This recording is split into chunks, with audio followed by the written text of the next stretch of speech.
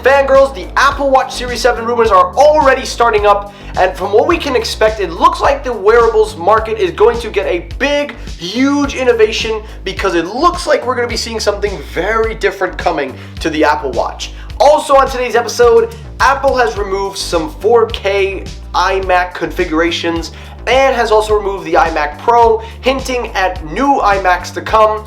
Also on today's episode, the mini LED iPad Pro has officially entered production and we can expect units to be shipping out in April. And lastly, let's talk about some wearable technologies, but not on your wrist, on your eyes. Of course, I am referring to the Apple Glass, but not exactly the Apple Glass. All that on today's episode, so stay tuned.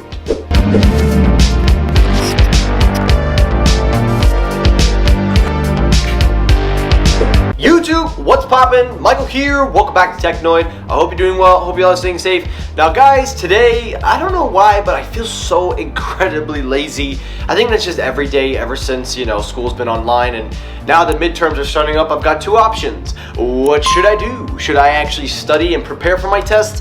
Or should I just make a YouTube video just to entertain you guys? Well, I think I'm gonna go with option 2. So, thank you guys for tuning back as always. I hope you guys enjoy your weekend. But today is Sunday, so let's try to make it a fun day. All that out of the way, let's get it going. So story number 1, the main story, the Apple Watch Series 7. Now, usually around this time, into April and May, we start getting rumors about the next Apple Watch, and normally I don't like to cover them early, but this one particular story has been in the rumor mill for a while, and I feel like it's starting to hold some weight, so I think it's only fair that I bring it in.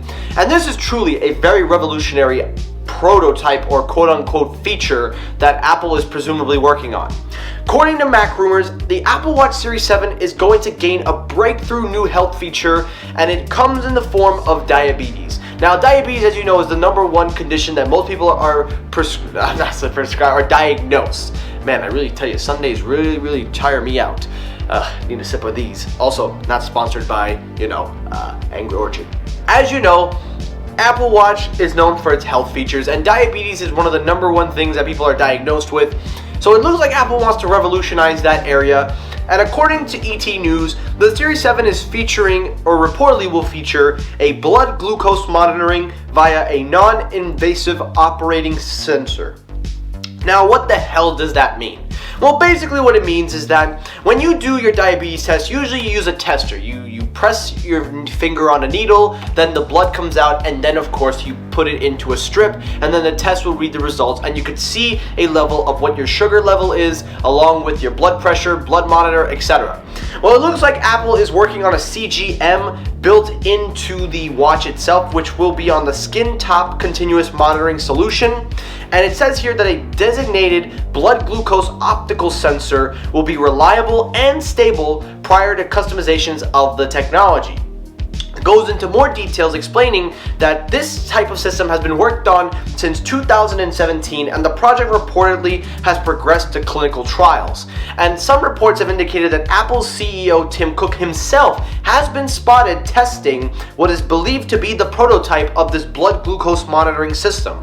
On top of not just that feature, the Apple Watch Series 7 will have micro LED display and a solid state button with haptic feedback, just like all the other Apple Watches, and it will probably retail for a little bit over the price that we're accustomed to, and all the good stuff about the Apple Watch. But this is a really big story because this kind of takes the wearables market to a whole other level.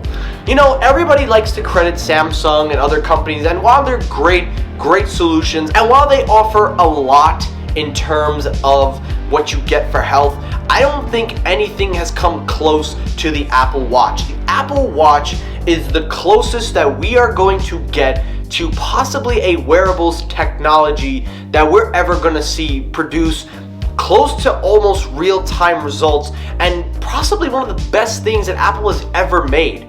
The amount of technology that goes into an Apple Watch with all the health features, etc., is incredible. And if Apple does pull this off with the Series 7, you, my friends, boys and girls, are looking at a brand new innovative way for wearables that will pave the way for innovation for the wearables market. So I think honestly we got to give credit for where credit is due, and honestly keep your eye on the Apple Watch Series 7 and all the other wearables that will come out in the time later, because this type of technology is what innovates. Not replacing a headphone jack, not changing the display, real things like this are real innovation. And not just on Apple's part, but for anyone else. So monitor the Series 7. I will be keeping you in the loop. Now let's talk about story number 2. Alrighty, story number 2. Keeping up with the demands, the iPad Pro with mini LEDs has officially entered production and is coming as early as April. According to Ming-Chi Kuo, the iPad Pro 12.9 inch has become one of the most talked about rumored products on my channel. And according to Kuo, he claims, no, he didn't really say that, but I'm just saying that the 12.9. But basically, Kuo goes out and says that it has entered production and will be ready by April. Now, this again lines up with the announcement of the event, quote unquote, happening in April. And on top of that, there is one other additional feature that Kuo has mentioned, saying that the iPad Pro will come with a Thunderbolt port instead of a standard USB Type-C port. Now, this would make a total lot of sense because this type of iPad is supposed to be Pro after all. So a Thunderbolt 3 port would definitely fit the par. And on top of that, Kuo goes on and says that it is possible that we might be seeing M1 chips inside of the iPad Pro. Now again, this all lines up because again, it is the Pro version of the iPad, more productive version. So I wouldn't doubt if Apple was to do this, but am I gonna hold my breath out for it? Probably not. But I just wanted to update you guys because now we can officially start the countdown to the new iPad Pro. So mark your calendars, boys and girls. April is the time. Alrighty, last story. Really the last one I want to talk about. I know I mentioned something about the iMacs and all that. I'm going to skip that story because honestly that's not really a news story. But the last story is this wearable headset. Now, for a while, we've known that Apple has been talking about supposedly the glasses and the wearable head technology.